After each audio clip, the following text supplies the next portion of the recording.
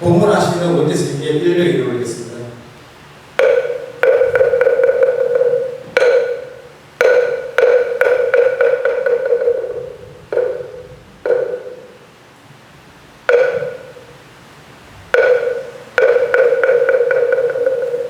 예, 자리에 앉으십시오. 예, 안녕하세요. 원재입니다.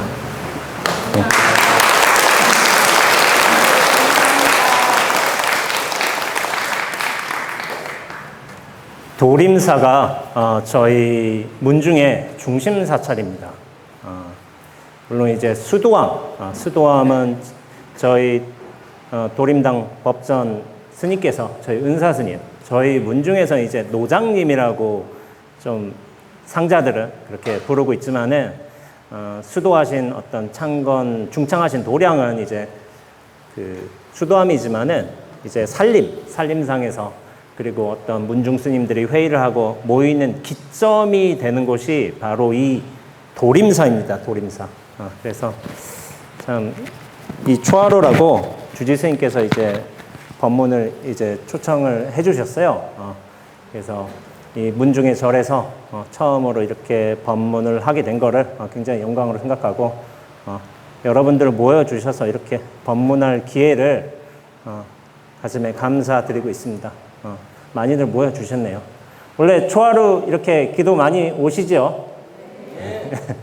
도림사에서는 제가 이제 보살님들하고 여러 불자님들을 처음 뵙는 것 같아가지고 처음에 이게 무슨 법문을 준비를 해야 되나 조금 고민을 했습니다. 사실 저를 좀 알고 계셨는가요? 많이 모르셨을 것 같은데 저번 초하루 때는 광우 스님이 법문하셨다고 하시더라고요. 저희 문중에서 이제 가장 유명하신 스님은 이제 아무래도 광우 스님이신데 여러분 법문을 워낙 잘하셔가지고 BTN에서도 소나무 채널을 유지하시면서 굉장히 많은 분들께 감동을 주고 있는데 저는 이제 선원에 있다 보니까 수행 관련해서 그리고 뭐 진리 관점에서 그렇게 글을 많이 쓰고 좀 법문을 하고 있습니다. 그래서 어떤 면에서는 여러분들과 약간 생소할 수 있는 내용이니까 선 법문이란 게 그렇지만은 최대한 어렵지 않게 쉽게 좀 준비를 해왔습니다. 준비를 해와가지고 그냥 재밌게 한번 들어보시면 좋겠습니다. 그래가지고 제가 해인사로 포기옥장 스님께서 말씀하셨다시피 제가 해인사로 출가를 2006년에 했습니다. 그때 이제 운이 좋게 이제 퇴설당으로 차출이 됐어요. 퇴설당이라는 곳이 어디냐면은 방장 스님이 계신 처소를 이제 퇴설당이라고 부릅니다. 근데 이제 퇴설당으로 차출이 돼가지고 이제 방장 스님 밑에서 이제 행자를 하고 있었어요. 행자를 하고 있는데 그때 당시에 이제 시자 스님이 당연히 계시죠. 방장 스님이시기 때문에 시자 스님도 계신데 시자 스님께서 이런저런 이제 좋은 것들을 많이 가르쳐 주십니다. 근데 그 시자 스님께서 가르쳐 주신 내용 중에 제가 지금까지 중놀이를 하면서 지금까지 잊지 못하는 하나의 깊은 가르침이 있습니다. 그게 뭐냐면은 잘못했습니다. 이 말을 먼저 해보라는 그런 가르침을 주셨던 거예요. 그러니까 어떤 시비 상황이 생기죠. 분란 상황도 생기죠. 그런 상황에서 내가 먼저 잘못했습니다라는 말을 먼저 해보세요. 그러면은 그 모든 시비나 갈등 상황이 수월하게 해결될 거라고 이렇게 말씀해 주신 거예요.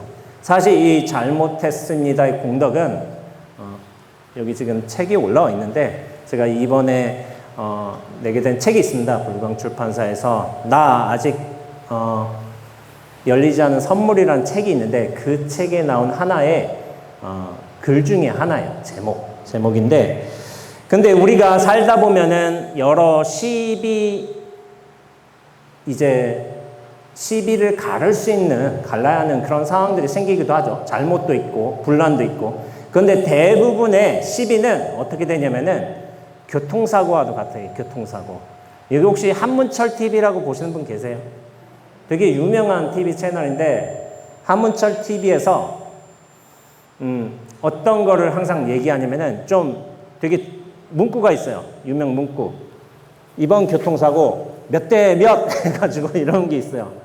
그러니까 교통사고라는 게 발생을 한다면은 저도 여기서 운전하고 왔지만은 한쪽이 일방적으로 잘못하는 경우는 굉장히 드뭅니다. 물론 이제 중앙선 침범이라든지 뭐 역주행이라든지 그런 거는 분명하게 100% 잘못으로 들어가지만은 대부분의 경우는 약간 비율상의 과실을 따지게 돼 있어요. 그래서 이를테면 8대2 잘못이라든지 5대5 잘못이라든지 아니면 1대9 잘못이라든지 어느 쪽에서의 잘못이 크게 되고 어느 쪽은 좀 작게 되는 경우가 대부분입니다. 근데 우리가 일상생활을 하다 보면은 분명히 갈등 상황도 생기게 돼요. 근데 생각해 보면은 이런 게 있잖아요. 내가 잘못은 했어. 근데 저 사람이 더 큰 잘못했어. 대부분 이런 경우로 끝난단 말이에요. 그래서 우리가 시비 분별을 따질 때에도 잘못의 어떤 우열, 어떤 잘못의 크기를 좀 따져본단 말이에요. 근데 대부분의 경우는 내가 덜 잘못했다는 생각이 드니까 저 사람한테 내가 잘못했습니다라고 말을 먼저 할 이유가 없는 거예요. 이유가. 근데 그런 상황에서 이제 저희 시자 스님, 저희 사형 스님이셨는데 사형 스님이 이유야 어쨌건 비율이야 어쨌건 먼저 잘못했습니다.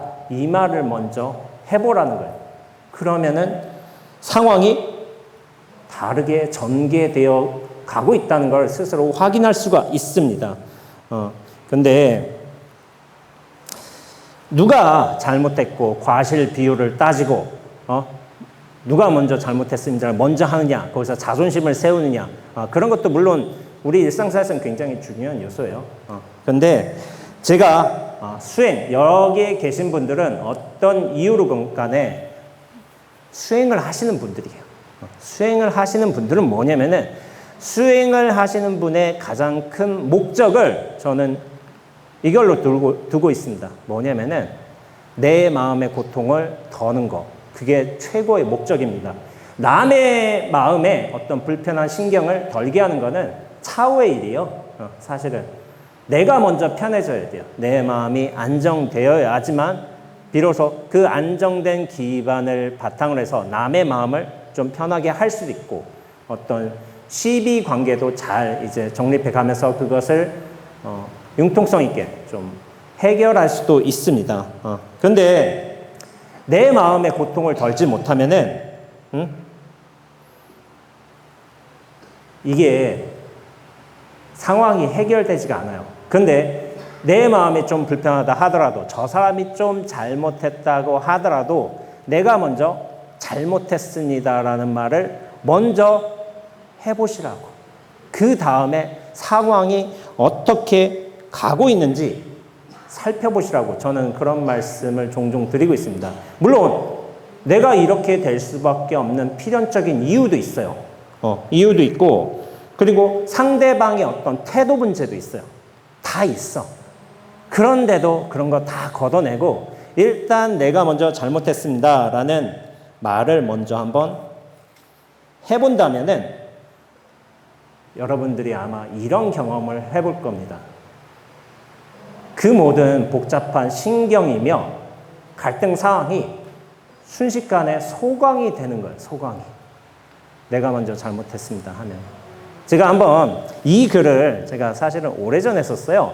한 6, 7년 전에 쓴 것 같아요. 그러니까 제 글을 구독하시는 어떤 분께서 이걸 되게 감명 깊게 읽은 거예요. 그래서 당신이 이제 회사원인데 사실은 잘못했습니다라는 말을 잘 하지 못했는데요. 왜냐하면 자존심이 세서. 근데 원재 선생님이 이런 말을 했으니까 한번 이런 말도 있네 하고 가능할까 해가지고 회사에서 또 한번 시비 분란이 생긴 거야. 과장님하고 좀 부장님하고 좀 뭐가 좀 틀어진 거예요. 근데 이분께서 원재 선생님이 그런 말 했으니까 한번 시험 삼아 해보지 해가지고 제가 잘못했습니다. 사고를 했습니다. 조심하겠습니다. 이런 말을 한 거예요. 그러니까 부장님이 깜짝 놀랐던 거예요. 왜 이런 사람이 아니니까. 그러면 어떻게 되겠어요? 부장님이 나중에 말씀하시기로는 아니 그렇다고 뭐 내가 꼭 잘한 것도 아니고 내가 늦은 면도 있고 내가 좀 전달을 명확히 하지 못한 면도 있고 이렇게 하면서 그 부장님도 기가 세신 분이야. 고집도 세신 분이야. 근데 자기가 먼저 수그리고 들어가니까 부장님도 내가 그렇게 잘한 것도 없어 사실은 이렇게 말씀하셨다는 거예요. 그러니까 본인도 깜짝 놀란 거예요. 원래 본인도 자존심이 세서 잘못했습니다 말은 안 한단 말이에요. 근데 자기 그만큼 자존심이 센 부장님도 그런 말을 하고 나니까 야 상황이 진짜 이렇게 되네 하면서 굉장히 어려워질 수 있었던 상황이 순식간에 딱 쉬운 상황으로 문제가 잘 해결되게끔 그렇게 흘러갔다는 거예요. 그러니까 그거를 장문의 어떤 글로 댓글로 저한테 쓰셨더라고요. 그러니까 이게 실제로 적용이 됐다 이런 말씀을 하시더라고요. 그러면 뭐 제가 이런 경우도 얘기할 수 있겠죠. 잘못했습니다의 공덕을 저도 이거를 중놀이 때 초반 때 행자 때 스님께 배웠으니까 나도 이걸 한번 활용해 봐야 되겠다 하는 생각을 마음속에 좀 가지고 있었던 거죠. 그러니까 제가 기본교육과정 때 선원에서 이제 정진을 하다가 저희 후배 스님들하고 약간의 다툼이 일어났어요. 분란이 일어났죠. 그런 건 되게 흔합니다.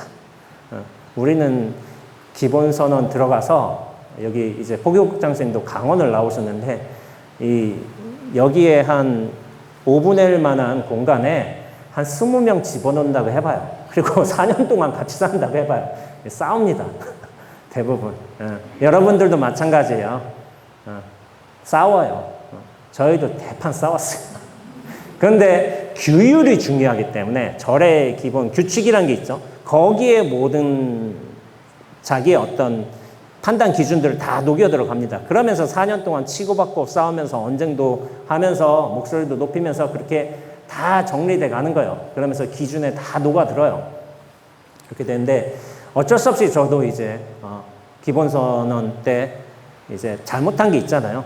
잘못한 게 있는데 물론 선배 스님, 어른 스님이라면 당연히 사죄를 드리고 제가 이렇게 잘못했습니다라고 말씀을 드리고 있지만은 약간 다른 경우도 있어요. 저와 후배 스님한테 잘못을 들 때, 잘못을 제가 고할 때 원칙이 있었어요. 원칙인데 반드시 예의를 갖추자. 그런 생각을 했어요. 그래서 후배 스님한테 저보다 1년, 2년 늦으신 분들도 계시잖아요. 그러니까 대부분 저보다 연세는 많으세요. 왜냐면 제가 좀 28살에 출가를 했기 때문에 약간은 절집에서는 나이가 적은 편에 속합니다. 근데 후배 스님들한테 잘못했다는 생각이 들 때에는 물론 이거 비율의 문제도 있어요. 내가 봐도 이만큼 잘못했고 저 스님이 8만큼 잘못했는데 그런 거 다 걷어내고 일단 내가 이 잘못한 것에 대해서만 사죄를 하자라는 판단이 들 때는 스님께 스님 제가 드릴 말씀이 있습니다 하고서 따로 이제 방으로 모시고서 제가 무릎을 꿇고 앉습니다. 무릎을 꿇고 앉은 다음에 스님 제가 아까 전에 스님과 이런저런 일이 있었는데 제가 여기서 말실수를 한 것 같습니다. 판단을 잘못했습니다. 스님 용서해 주십시오 하고서 제가 무릎 꿇고서 합장조도를 합니다. 그러면은 대부분의 경우는 이래요. 선배 스님이 무릎 꿇고서 합장조도 한다면은 그 경우는 모두 다 받아줍니다. 왜냐하면 선배니까. 또 이제 기본교육 때는 어떻게 보면 선후배 관계가 굉장히 좀 위기가 있거든요.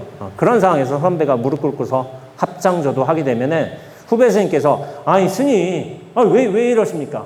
이 정도까지 하실 일 아닙니다. 그러면서 저도 잘한 거 없습니다 하고서 대부분 어떤 갈등 상황이 크게 번지지 않고 쉽게 좀 해결되는 일들이 많이 있어요. 그러면서 저도 시험 삼아 해봤지만 일단 내 잘못만 내가 드러내고 내가 용서를 구하자 하는 식으로 해봤지만은 실제 삶에서 어떤 수행 생활에서 대중 생활에서 그렇게 많은 갈등들로 번지지 않고 되게 쉽게 해결된 듯한 측면이 있어요. 그래서 제가 이거를 잘못했습니다 라고 말하는 공덕이라고 이렇게 제 경험상 또 말씀드리고 있습니다. 그러니까 이게 좀 재밌어요. 나중에는 이런 효과들을 아니까 그냥 일단 잘못했습니다. 먼저 해보는 거야. 일본인들 약간 그런 게 있죠. 스미마세. 약간 그 어떤 나라의 어떤 국민들의 어떤 태도인데, 죄송합니다. 실례합니다. 이거를 반복하듯이 한단 말이에요. 그러니까 남한테 피해, 상처를 준다든지 그거를 굉장히 좀 조심해요. 그러면서 그런 방어적인 태도인데 이것도 어떻게 보면 참 좋은 것 같기도 해요. 잘못했습니다라는 말을 반복해서 하다 보니까 내가 잘못할 수도 있지. 내 기준이 틀릴 수도 있는 거지. 근데 비교 우열을 하지 말아야 돼요. 여기서는 되게 중요한 게 크기, 잘못의 크기 판단을 하지 말아야 되고, 그렇게 하게 된다면은 잘못했습니다 라고 말하면서 그 모든 시비 상황들이 쉽게 해결되는 거를 여러 차례 제가 경험을 했어요. 그러면서 너무 쉽게 말한 거예요. 잘못했습니다. 제가 잘못했습니다.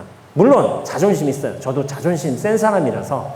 근데 이 자존심 하나 접으면은 상황이 되게 쉽게 해결된다는 걸 알기 때문에, 이게 물론 기술이라고 해도, 처세술이라고 해도 굉장히 우리 삶에 유효한 방식이라는 거를 알게 된 거예요. 그래서 제가 잘못했습니다 라는 말을 많이 했습니다. 많이 해가지고 제가 또 잘못했습니다의 어떤 공덕이라는 제목을 얘기했잖아요. 근데 아시는 분들이 계신지 모르겠지만은 제가 첫 책에 또 질문이 멈춰지면 스스로 답이 된다라는 책이 있어요. 그 책이 여러모로 이제 많은 분들께 좋은 평가를 받아서 이래저래 좀 유명해지기도 했는데, 그 책에서 또 살펴보니까 잘못했습니다의 공덕이 아니라 허공의 공덕이라는 글이 또 있더라고요. 허공의 공덕. 저는 이 글을 굉장히 좋아합니다. 제가 썼지만은 혹시 읽어보신 분도 계실 거예요. 계시기는 하겠지만 다시 한번 좀 설명을 해드려보자면은, 제가 어느 선배 스님한테 이런 얘기를 들었어요. 유런을 졸업하신 스님이에요. 유런. 이게 제가 행자 때 들은 얘기예요. 행자 때. 행자 때 유런 스님들이 오셔서 특강을 하시는 경우가 있어요. 근데 행자 때는 굉장히 신심이 넘치던 때예요. 막 해서 우리 선배 스님들이 저렇게 정진을 하신다, 저런 생각을 하고 계신다, 어른 스님 저렇게 자기 삶의 경험들을 말씀해 주신다 해서 귀 쫑긋 듣고서 굉장히 모든 걸 흡수를 잘하던 시기예요. 근데 이 유런의 한 선배 스님이 이런 말씀 하신 거예요. 당신께서 유런에서 계율을 익히셨죠? 계율을 배우셨기 때문에.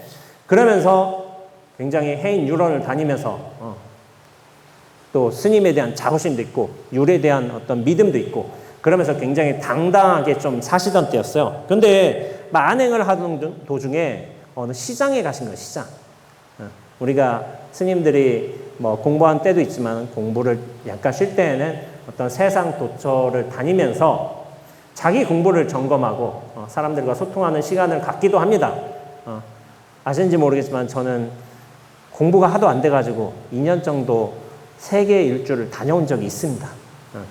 다녀와가지고 공부가 하도 안 돼서 다녀왔는데요. 도피성으로. 나중에 다녀오니까 공부가 잘 되더라고요. 원래는 놀러 다니려고 했는데 공부가 하도 안 돼서 전 도망간 거예요. 근데 예상치 못하게 공부가 잘 되기 시작했어요. 그러면서 갑자기 무슨 일들이 벌어지면서 제가 글도 쓰고 이렇게 뭐 법문도 하게 되고 그렇게 된 것 같습니다.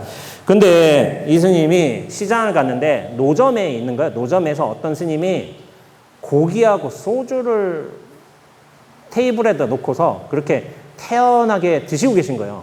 그러니까 이 스님은 율을 배웠으니까 스님의 계율에 관해서 잘 알기도 하고, 저렇게 약간 법답지 못한 모습을 보이는 노스님에 대해서 굉장히 좀 언짢았어요. 그러면서 저 스님을, 비록 노스님이긴 하지만 내가 저 스님을 한번 내가 입 바른 소리로 한번 말씀드려야 되겠다 하고서 이렇게 결심을 한 거예요. 경책해야 되겠다고. 그러면서 노스님이 이렇게 좀 어떤 식으로 뭐 반응을 하실 거 아니에요. 그러니까 그 반응에도 다 대꾸할 거를 자기가 준비한 거예요. 야, 술 마시고 고기 먹는 게 너하고 무슨 상관이냐? 라고 한다든지, 야, 너 나이 몇 살이야? 무슨 승남 어떻게 돼? 그렇게 할 준비까지 한 거예요. 그래서 노스님 앞으로 가서 호통치듯이 이렇게 말씀하신 거예요. 아니, 스님이 되어서 이런 벌건 대낮에 저작거리에서 술과 고기를 드시면 되겠습니까? 라고 이제 좀 크게 말한 거예요. 그러니까 이렇게 된다면은 앞서 좀 얘기했잖아요. 갈등 상황 얘기를 하게 되니까 갈등 상황이 생겨서 노스님이 야, 너 몇 년이야? 너 은사 누구야? 한다든지 어디 어린 게 어른한테서 소리치고 있어 하고 이런 상황을 기대를 했죠.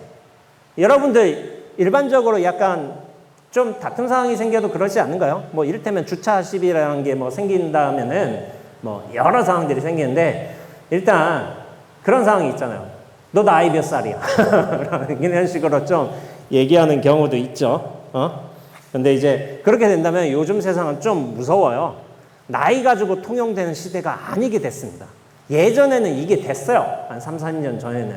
나이 가지고 좀 조심하고 했지만은 요즘 여러분들 여기 어르신들이 많이 계시지만은, 이를테면은 좀 버르장머리 없는 사람들은 그렇게 나이 먹은 게 자랑이야. 이런 식으로 나오기도 한다고요. 그러니까 이거를 좀 뼈아픈 시대에 왔습니다. 그리고 젊은이들 사이에서는 젊은이라고 하긴 그래요. 예전에 영화에서 나온 대사지만은 그런 게 너무 유명하게 됐어요. 너나 잘하세요. 너나 잘하세요. 이게 요즘에는 이게 비하도 아니에요. 그냥 사실처럼 돼버렸어요. 그냥 나나 잘하자. 내 누군가를 비난하기 전에 나부터 잘하는 게 굉장히 중요한 시대가 돼버렸어요. 그래서 내가 어떤 사람한테 조언을 준다고 해도 좀 잘못된 부분을 경책한다 하더라도 되려 역공격을 맞는 듯한 시대가 된 거예요.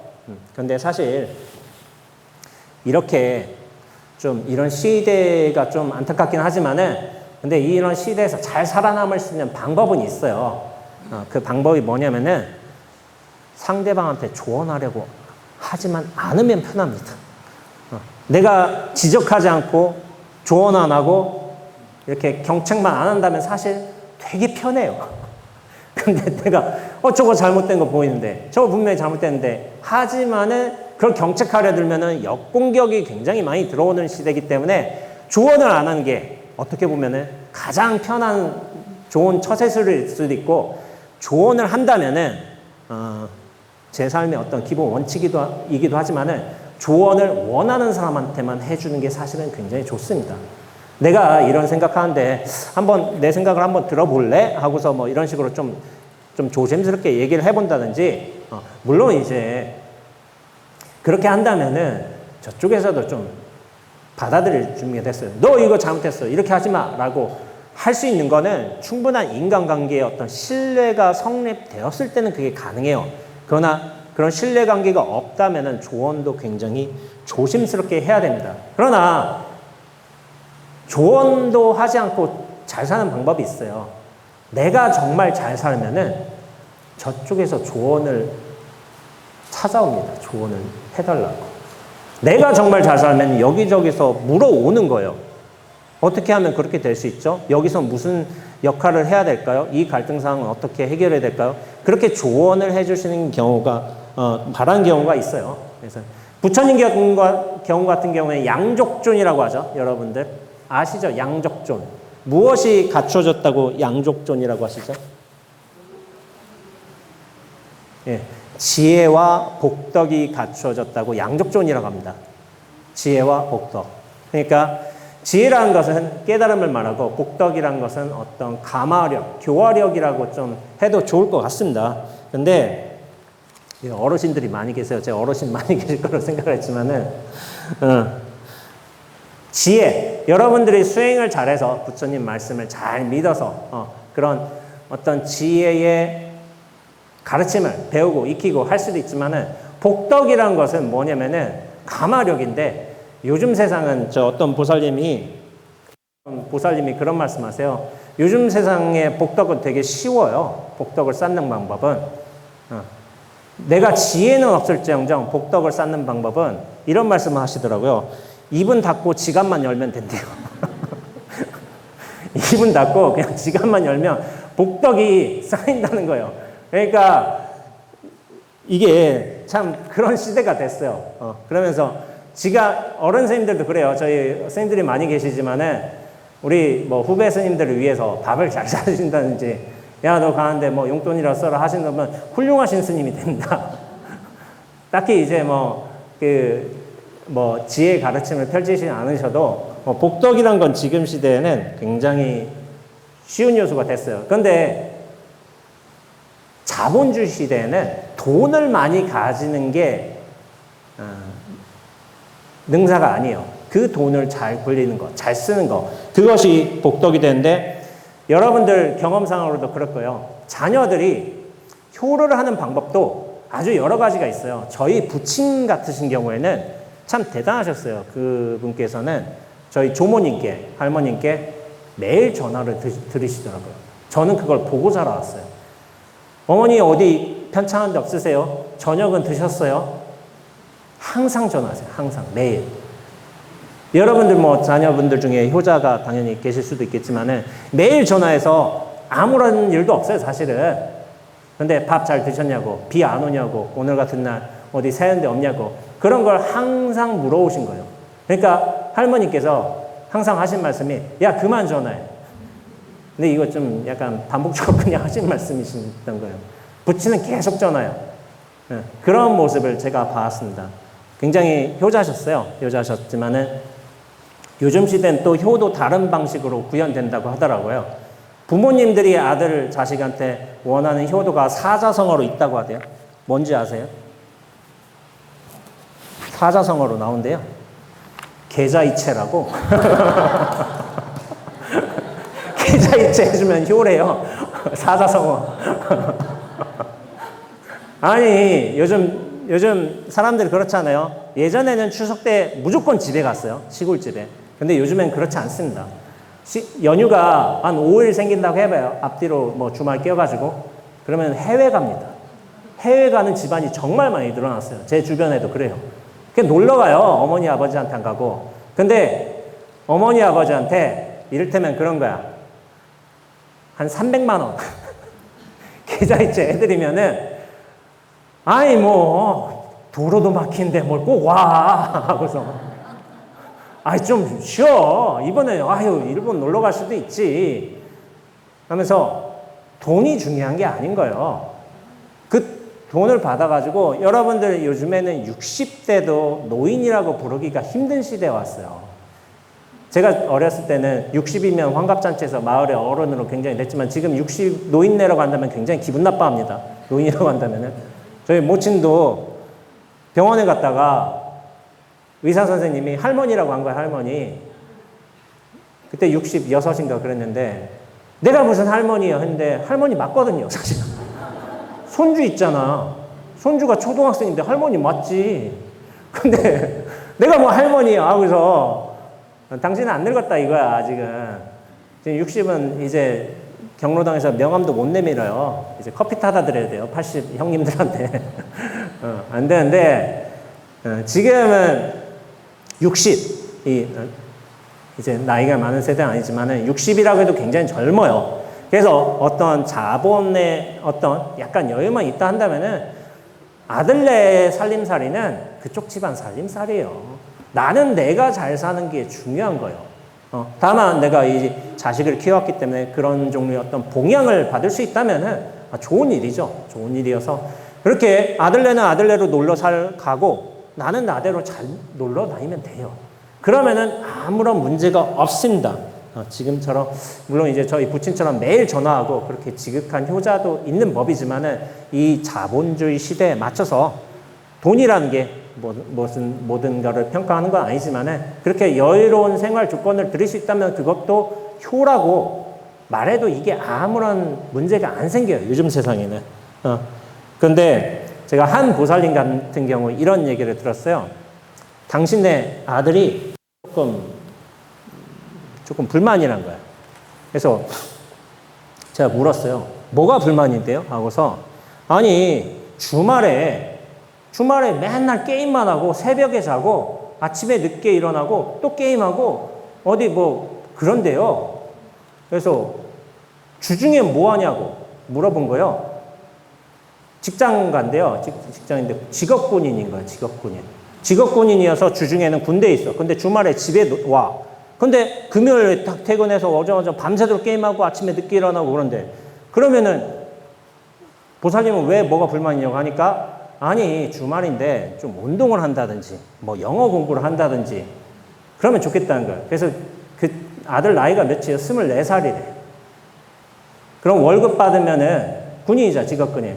월급 좀 용돈 드려요? 10만 원 준대. 효자라고. 24살에 지 앞가림 하면서 돈 벌고 부모님한테 용돈까지 드리면 효자입니다. 지금 시대의 효자라는 거예요. 지금 여러분들 많이 손주분들도 계시고 하겠지만은 이게 좀 뼈아픈 지적이 될 수도 있지만 20대 때 20 후반이 돼서 30 초반이 돼서도 자기 살림살이 하지 못하고 돈 벌지 못하고 집에 의존해서 사는 사람들 많아요. 아직도 많아요. 취업도 안 하고. 여러분들 세대에서는 대학 졸업하면은 취업하고 돈 버는 거 그리고 부모님께 용돈 드린 거 첫 월급 받아서 뭐 내복 사드린 거 그런 게 일반적인 추세였지만 지금의 시대에는 그냥 지 앞가림만 잘해도 효자인 거예요. 어떤 의미에서는. 근데 24살 이 친구가 군인이 돼서 자기 군복무 할 거 아니야. 집에 와서 게임하는 거 이거 하등에 문제 없습니다. 효자라고 보살님이 딴 집 아들을 못 봐서 그렇다고. 아주 내가 말은 안 하겠지만은 이런저런 사람들 많다고. 30이 넘어서 부모님한테 돈 벌리고 이제 손 벌리고 밥 얻어먹고 그런 사람들 많아요. 자기 앞가림만 잘해도 지금은 감사해야 되는 시대예요. 어떤 의미로는. 이게 시대적으로. 그렇게 되는데 이처럼 어른의 정의도 달라지고 약간 효자의 정의도 달라졌어요. 어른도 연세가 드신다고 이제 어른이 될 수 있는 시대가 만약 존경받을 수 있는 시대가 아니라 어른도 워낙 연세가 높아지셨고 그리고 어른에 맞게끔 좀 행동도 잘 하시고 그리고 뭐 이를테면은 좀 여유가 되신다면 돈도 잘 쓰시고 하신다면 그분이 어른이 되는 거고 효자도 지 앞가림 잘하면 효자가 되는 시대예요. 그런 시대가 됐는데 여기에 잘 적응해 가는 수밖에 없습니다. 우리는 지금 이제 평균 연령이 굉장히 높아진 시대이기 때문에 여기에 적응하는 수밖에 없어요. 그런데 앞서 제가 좀 갑자기 이 얘기를 하게 됐지만은 노스님이죠. 근데 이 젊은 스님이 저처럼 젊은 스님이 저보다 아마 젊은 스님이었을 거예요. 왜냐면 그 당시에는 이제 30대 스님, 제가 40 중반이지만은 젊은 스님이셨는데 그 젊은 스님이 노스님한테 가서 지금 이렇게 저작거리에서 이렇게 술과 고기를 드시면 되겠습니까? 라고 했지만은 그럼 그 노스님께서 어떻게 반응하셨을까요? 노스님께서 딱 본단 말이야. 이 젊은 스님이 와서 왜 되겠습니까? 하고 소리치니까 노스님께서 탁 쳐다보다가 갑자기 옷 매무새를 정리를 하세요. 옷 매무새 정리하시고 이렇게 하고서 일어나셔서 그대로 일어나셔서 합장저도를 하면서 제가 잘못했습니다. 라고 한 거예요. 제가 잘못했습니다. 라고 한 거예요. 그러니까 이 스님은 젊은 스님은 싸우자고 간 거예요. 사실은. 싸우자, 붙자. 아무래도 자기가 질 가능성이 없으니까. 근데 이 노스님이 진짜 예의 바르게 제가 잘못했습니다. 제가 모자랐습니다. 라고 말하니까 이 스님이 할 말이 없어진 거예요. 할 말이 없어지면서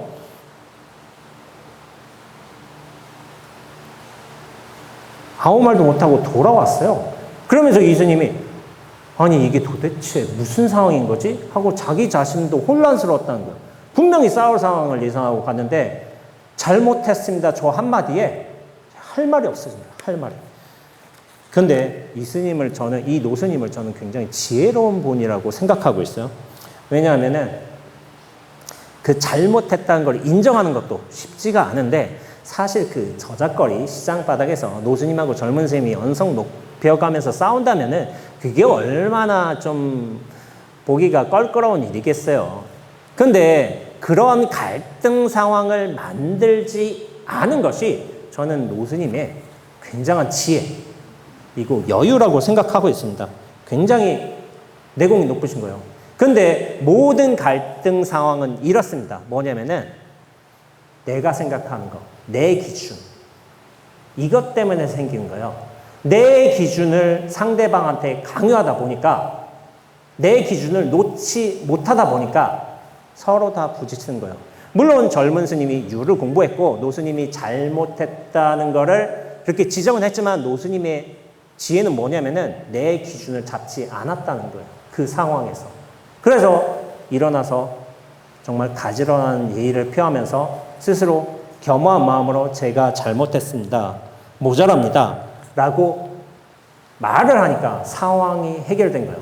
근데 앞서 말씀드렸지만 우리가 접하는 많은 종류의 갈등들은 뭐냐면은 내 기준 고집해서 그래요. 근데 이 상황, 전체의 일련된 흐름으로서의 이 상황을 우리가 정말로 제대로 이것이 중요하다는 생각을 하게 된다면은 이게 정말 중요하다. 내 기준 내려놓으면 상황이 보이는 거. 이 어떻게 원흉하게 원만한 것이라는 상황이 잘 해결되는 쪽으로 나아갑니다. 내 기준 하나 내려놓으면 되게 쉬운 거예요. 쉬운 건데 그게 쉽지가 않죠. 내 기준 내려놓는다는 건 뭐냐면은 나의 어떤 믿음, 생각, 제가 뭐 말하자면 중심성, 실체성 이렇게 얘기하지만 나라는 존재감이 있기 때문에 굉장히 괴로운 거예요. 나라는 존재감 하나 내려놓을 수 있으면은 세상은 그렇게 편할 수가 없어요, 사실은. 우리 남편이 말하자면은 좀 약간 밉상인 경우가 많잖아요. 여기 거사님도 계시고 하시지만은 다 마음에 안 드는 부분들이 있는데 저게 사실 크게 잘못된 게 아니에요. 그런데 내 기준에 맞게끔 상대방을 바꾸려다 보니까 신혼 초반에 그렇게 대판 싸우는 겁니다. 싸우고 누가 우열 관계를 가져가는가, 누가 주도권을 잡는가. 그냥 저 사람 저렇게 생겨 먹었나 보지. 근데 정말 큰 잘못이 아니라면 조율을 해간다면은 사실은 괜찮은 측면도 있어요. 사람은 나름대로 다 쓸모가 있어요.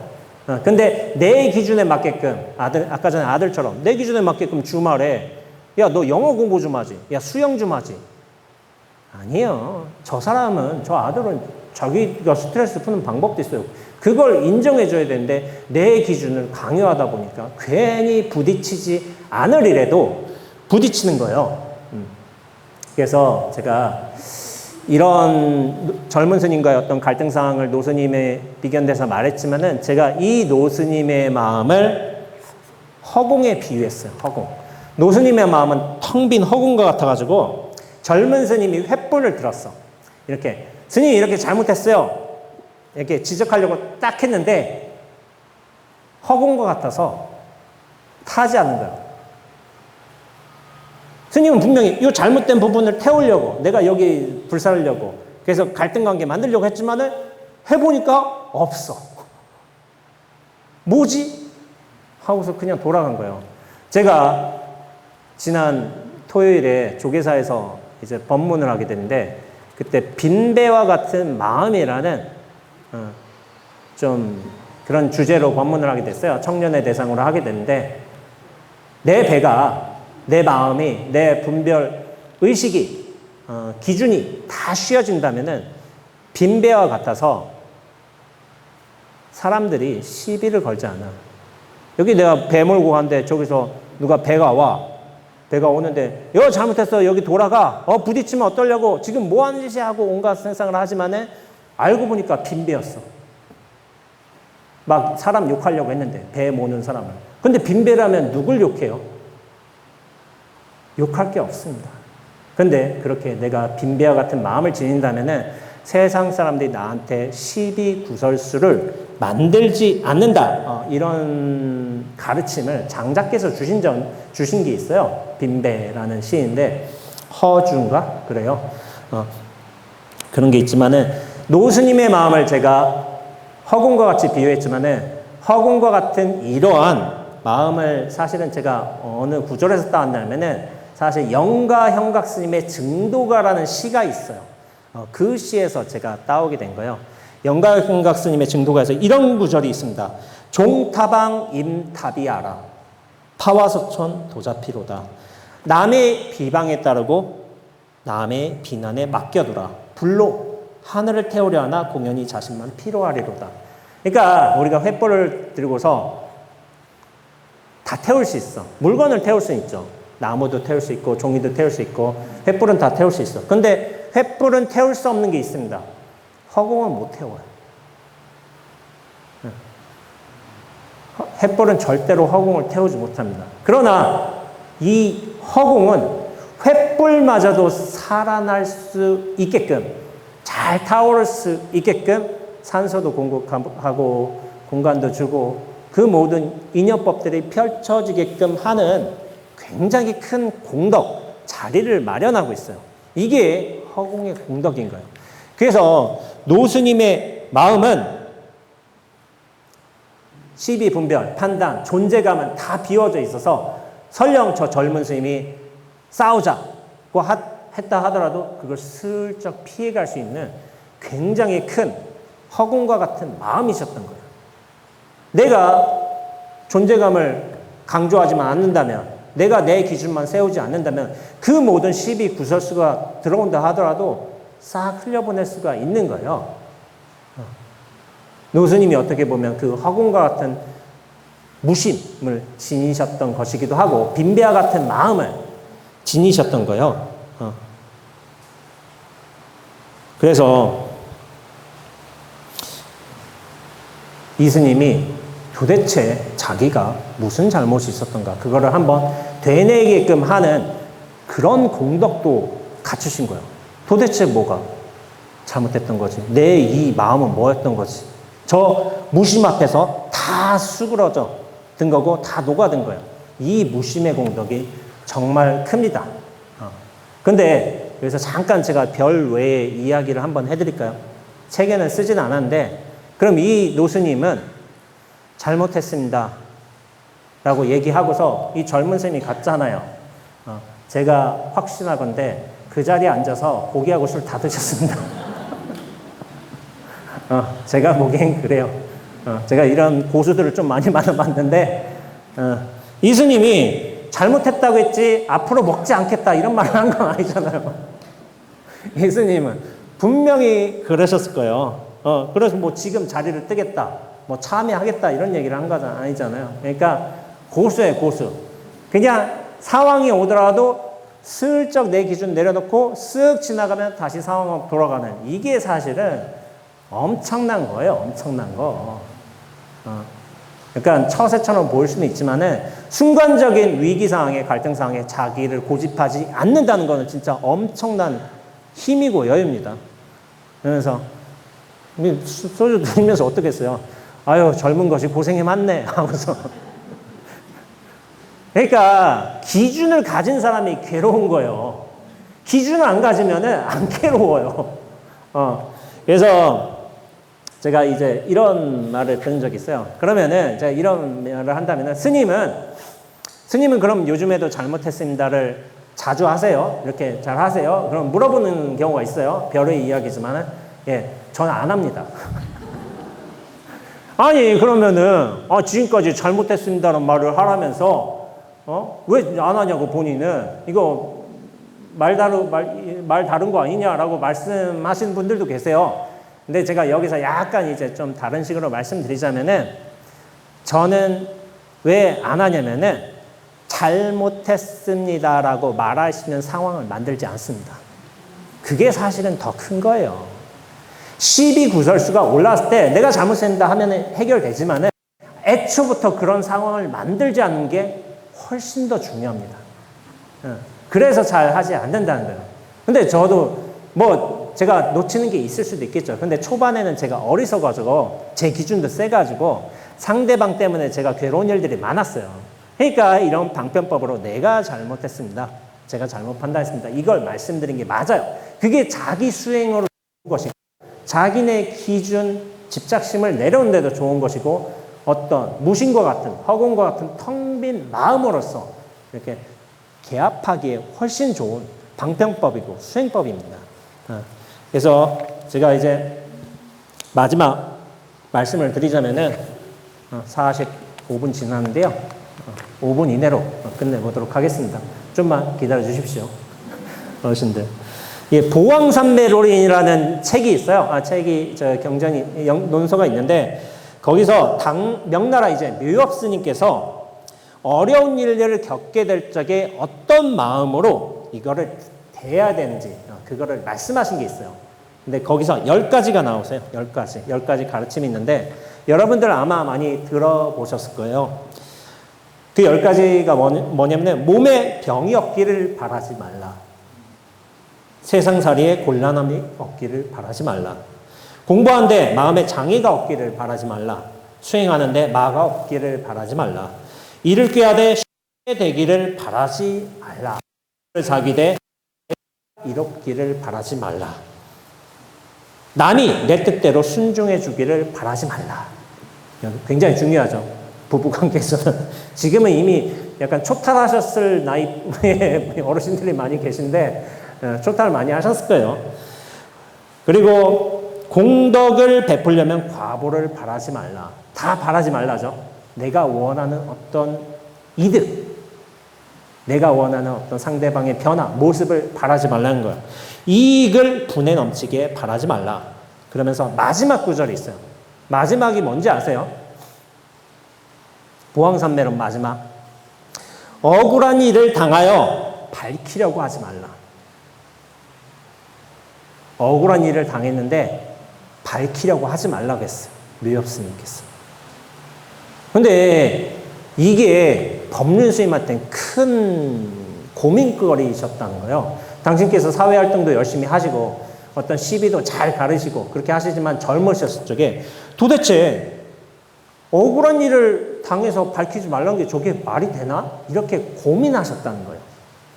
젊을 때 이제 법사로도 활동하시고 이렇게 당신께서 다시 이제 스님으로도 활동하시던 때가 있었는데 그 혈기왕성하던 때에는 억울한 일은 밝혀야지, 시시비비 명백하게 밝혀야지, 비율도 정해야지, 그런 게 생각이 됐지만 나중에는 나이가 들어가실수록 마음이 깊어지실수록 아 이게 맞겠구나 하는 생각을 하셨다는 거예요. 우리 마음속엔 그런 게 있습니다. 나는 잘못 없는데 저 사람이 더 잘못했는데 예, 그런 마음이 들기도 해요. 그런데 정말 밝히지 않으려고 이런 시비 구설수가 중요하지 않다. 나의 판단이 비교 우열이 중요하지 않다라고 하려거든 사실은 내가 정말 떳떳하고 바르게 행동한다면은 모든 시비 구설수는 자연스럽게 사라지게 돼 있습니다.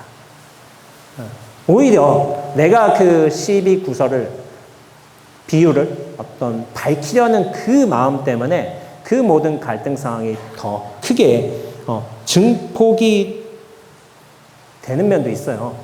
옳고 그름, 시비 이거 굉장히 중요한 요소죠. 요즘 세상에 중요한 요소지만은 수행자로서 시비에 대한 좀 기준은 다르게 가져도 좋습니다. 뭐냐면은 나의 기준, 남에 대한 행동의 평가, 결과에 대한 수용, 문제도 있게 되는데 시비를 기준을 가지지 않고 상황을 원흉하게, 원망하게 흘려낸다면은 저는 이것이 진정한 의미의 옳음이라고 보고 있어요. 똑똑해서 이거 잘못했고 이거 잘했고 그래 똑똑해. 근데 이게 결코 도움이 되지는 않아요. 원흉하게 흘러간다면은 나도 마음이 편하고 상대방도 마음을 편하게 만들 수만 있다면은 사실 그게 굉장히 좋은 옳음이에요. 옳음. 그러한 차원에서 잘못했습니다. 이 말 한마디가 사실은 무수한 공덕을 지니고 있습니다. 나에 대한 집착심, 분별심도 내려놓을 뿐만 아니라 상대방의 마음도 굉장히 편하게 하는 그런 공덕을 지니고 있다는 거예요. 그러면서 나로부터 점차 벗어날 수 있다면 이 집착에서 상황이 전체가 이 무아가 이 공성이 서서히 보이게 됩니다. 나라는 실체에서 딱 벗어나서 무아로서 철저하게 개합한다면 그것이 부처님이 말하는 깨달음이요, 깨달음. 나의 기준을, 집착을, 생각을 엷게 하는 방법인 거예요. 그래서 잘못했습니다라는 이 말 한마디는 굉장히 짧습니다. 그러나 이 말을 계속 반복하면서 자신의 어떤 집착심을, 분별심을, 나의 존재감을 내려놓을 수만 있다면은 이 전체가 보이는 거예요. 전체가 흘러가고 있고. 그러면서 내가 기분 나빠지고 상대방이 불편해하고 이런 상황들이 굉장히 줄면서 무심으로써 이 허공과 같이 열린 이 전체와 만날 수 있는 우리의 어떤 기본 도량을 갖추는 일이에요. 내 마음 안에 도량이 있는 거예요. 도량은 물론 이 도림사라는 대용보전이라는 이런 것도 도량이기도 하지만은 사실 내가 어떤 기준만 세우지 않는다면은 이 세상이 도량으로 펼쳐질 수가 있습니다. 도로서 다 진실하게 나타나는 모습들인 거예요. 그런데 내 기준과 마음, 생각, 여기에 갇히지 않아야 될 필요는 있습니다. 그래서 오늘 본문 제가 행자 때 시자 선생님께서 잘못했습니다. 이 말 한마디로 그 모든 12구설수를 이제 종결할 수 있다는 이런 가르침을 주셨는데 저 스스로도 학인 때 열심히 노력하면서 스스로 반성을 많이 했고 저의 어떤 집착심을 내려오는데 굉장히 큰 도움이 된 큰 가르침이었어요. 근데 실행이 중요하겠죠. 시험 삼아 툭툭 던져보세요. 내가 판단을 잘못했습니다. 내가 좀 모자랐습니다. 그 말 한마디 한다면은 실제로 여러분들께서 겪게 되는 많은 상황들이 손쉽게 해결되리란 거를 저는 이제 말씀드리면서 오늘 도림사 초청 법문, 조화로 법문 마치도록 하겠습니다. 예, 감사합니다.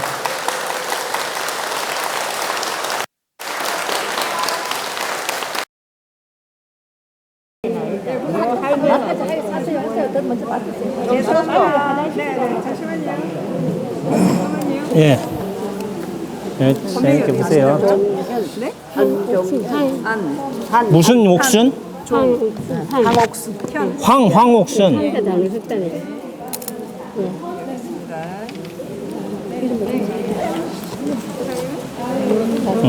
아유, 재밌게 보세요. 감사합니다. 예.